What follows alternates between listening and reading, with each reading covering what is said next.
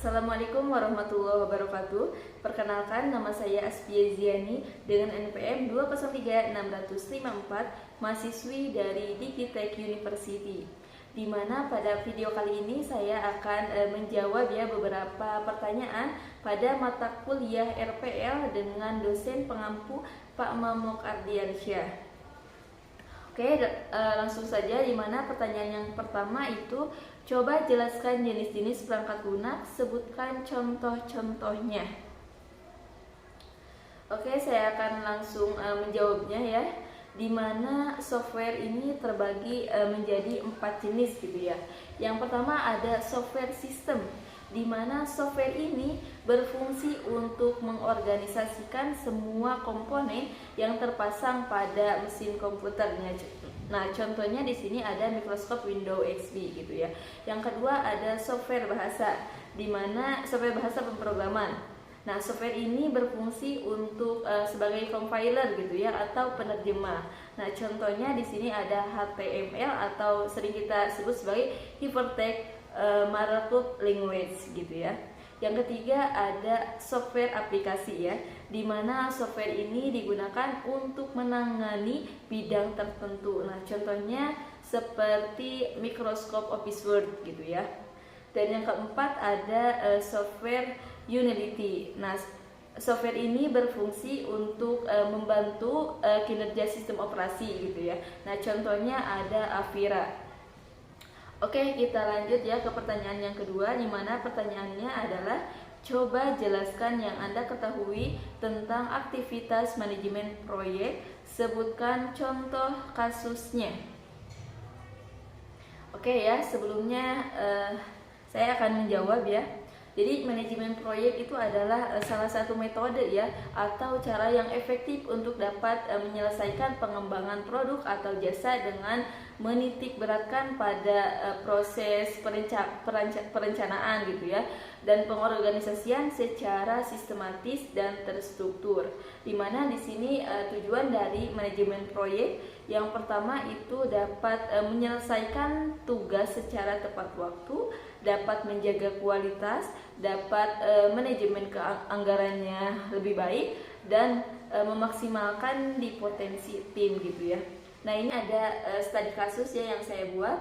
Ini studi kasusnya bimbel ya, dimana di sini akan ada beberapa tujuan ruang lingkup proyeknya seperti apa, daftar anggota timnya seperti apa, dari mulai jabatan, tanggung jawab, dan hasil kinerjanya seperti apa gitu. Ada WBS, ada jadwal proyek dalam bentuk Gantt chart, dan juga ada daftar resiko, dan tentunya ada estimasi biaya gitu ya.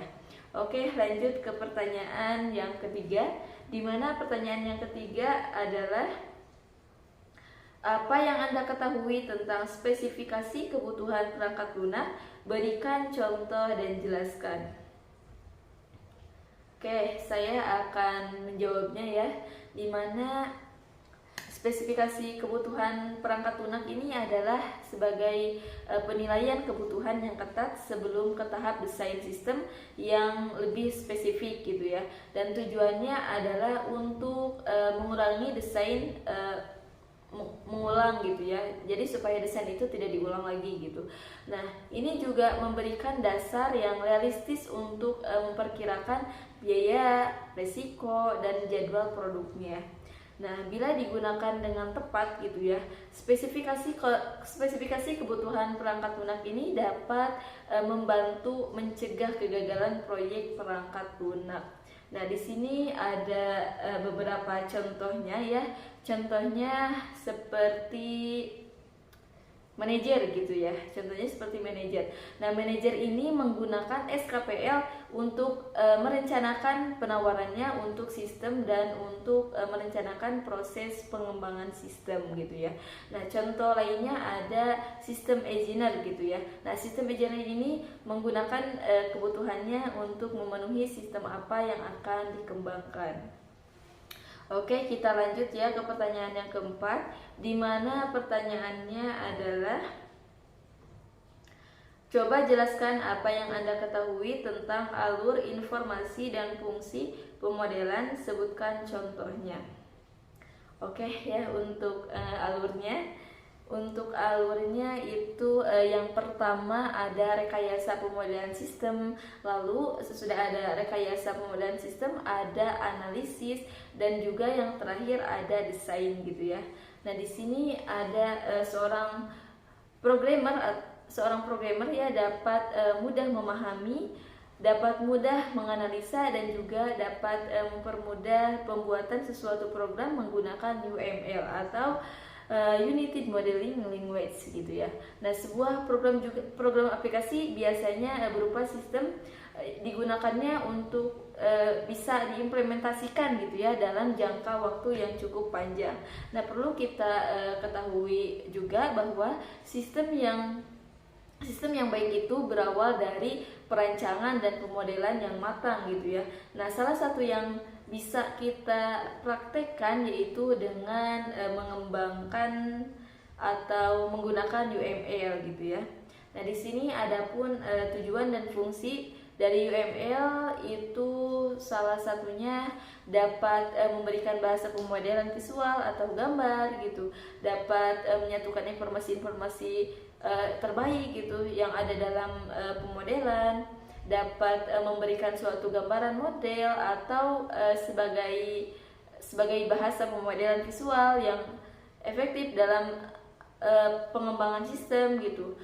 Tidak hanya menggambarkan model saja ya, tidak hanya menggambarkan model sistem software saja gitu ya, namun dapat memudahkan sistem berorientasi objek gitu ya.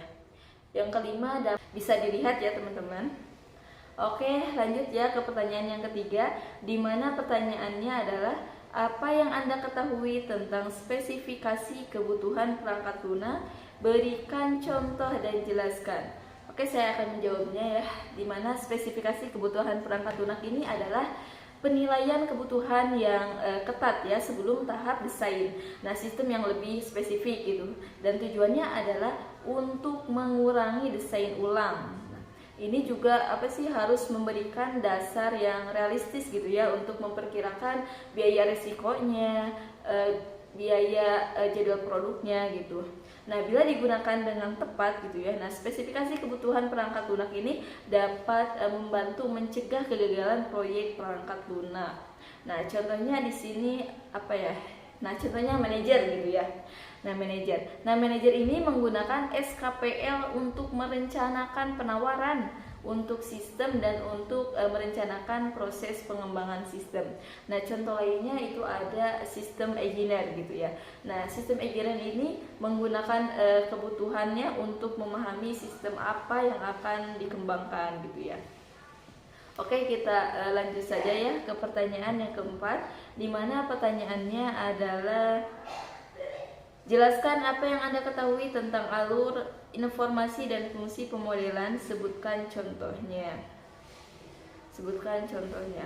Oke, untuk alur itu pertamanya ada rekayasa pemodelan sistem gitu ya, lalu analisis, dan yang terakhir itu ada desain. Nah, di sini seorang programmer dapat dengan mudah gitu ya memahami, menganalisa, dan juga mempermudah pembuatan suatu program menggunakan UML atau Unity Modeling Language gitu ya. Sebuah program aplikasi ini biasanya dapat berupa sistem yang digunakan dan diimplementasikan dengan jangka waktu yang cukup panjang. Nah, perlu kita ketahui juga ya bahwa sistem yang baik itu berawal dari perancangan dan pemodelan yang matang gitu ya. Nah, salah satu yang bisa kita praktekkan yaitu dengan menggunakan UML gitu ya. Nah, adapun di sini ada beberapa tujuan ya, fungsi yang perlu adanya UML gitu ya. Di sini UML dapat memberikan bahasa pemodelan gitu, dapat menyatukan informasi-informasi yang terbaik atau yang lebih baik gitu, dapat memberikan suatu gambaran model atau juga sebagai bahasa pemodelan visual yang ekspresif gitu, atau dalam pengembangan sistem gitu ya, dan juga dapat berguna sebagai blueprint gitu ya. Nah, sangat jelas sekali ya, ini nantinya akan menjelaskan beberapa informasi yang lebih detail dalam perancangan berupa coding suatu program gitu ya. Nah, contohnya di sini ada use case diagram gitu ya, ada use case diagram, ada activity diagram, ada sequence diagram, ada class diagram atau diagram kelas ya, dan ada juga statement chain komponen, dan ada juga komponen diagram gitu ya. Nah, itulah beberapa contoh diagram UML yang sering digunakan dalam perancangan dan pemodelan suatu sistem gitu ya. Oke, kita lanjut ke pertanyaan yang kelima, di mana pertanyaan kelima itu jelaskan apa yang Anda ketahui tentang model desain.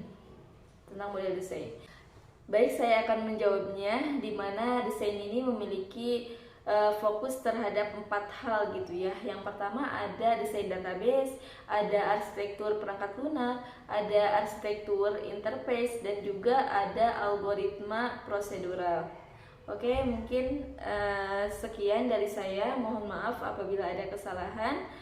Wabillahi taufiq wal hidayah. Wassalamualaikum warahmatullahi wabarakatuh.